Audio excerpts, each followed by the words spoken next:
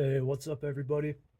Today we're looking at Some Must Watch While Some Must Sleep, Exploring the World of Sleep by William Dement. I'm pretty excited for this one. William Dement is known as the father of sleep medicine. It's hard to articulate how important his contributions to this field are. Just about any aspect of sleep science, like the phases of sleep or rapid eye movement or sleep disorders that your average person has heard of, we know about because of William Dement. He's like the Rodney Mullen of sleep science. He also wrote The Promise of Sleep, which is also very good. Real quick before I get into this book, when I first really became obsessed with learning, one of the first areas that I started to study was sleep. Ever since I was an adolescent, I've experienced this sleep issue having to do with the transition between wakefulness and sleep, and vice versa. But when I was younger, I had a sleep study done on me at a sleep center that was founded by William Dement. And this all led to me wanting to learn more about sleep. But I haven't reviewed any of the sleep books I've read because I read them all way before I started this channel, and I only review a book right after I read it or reread it so that it's fresh in my mind. That being said, reading Some Must Watch While Some Must Sleep has reminded me of how much I love reading on sleep. So I think that I'm going to be rereading some of those sleep books. And I have quite a few really good ones, so I hope that's something you guys might be interested in. Sleep really is a fascinating thing to read about, but it doesn't get all that much spotlight. It's such an important part of life, but we all do it so much that I think we don't really think much about it, kind of like breathing. I really do think that a lot of people would enjoy these sleep books because you learn so much from them.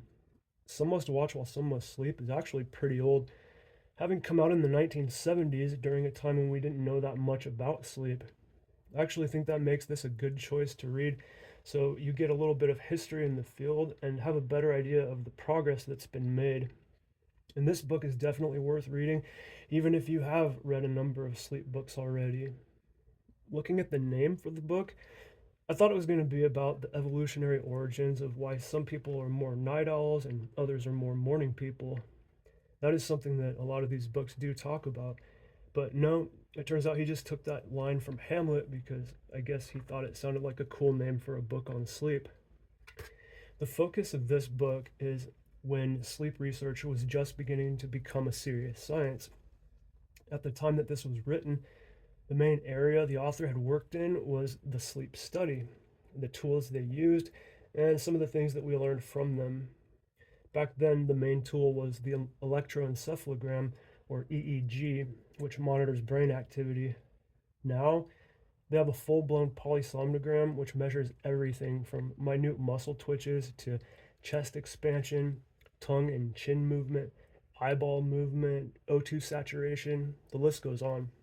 But the book covers that, as well as quite a bit on dreaming, what a normal sequence of sleep stages through the night might look like, sleep disorders like sleep apnea and narcolepsy, the use of sleeping pills, sleep disturbances and mental illness, and creativity in sleep. So it's not just a recounting of progress in sleep science. I like that the book also has a glossary and an appendix which goes into detail on a bunch of the stuff covered in the book. I really like it when authors do that. Even though this book is old, I still think it's worth reading. A lot of the things that you'll read about in newer sleep books are in this book. They tend to all have a lot of the same information, but I have a good selection, and many of them have their own focus and different reasons why they're very good. Like some of them are very science based and do a very good job stating what we do know versus what we suspect, as well as the strengths and weaknesses of the different hypotheses. Some of them focus more on physiology and neuroscience. More of them focus on the work that's been done in sleep research. Some of them are medical texts, and some of them are focused on lucid dreaming. There's a lot to think about there. So the next book that I read will likely be a reread of one of those sleep books. Okay, that's it for this one, guys. Thank you for watching. I hope you enjoyed the video. This is such a fascinating topic for me, and it's one of those areas that you can only gain by learning about, like any other health-related field. And after all, I bet you yourself sleep. You probably did it not too long ago. If you do sleep, and you want to learn more about it, check out Some Must Watch While Some Must Sleep by William Dement.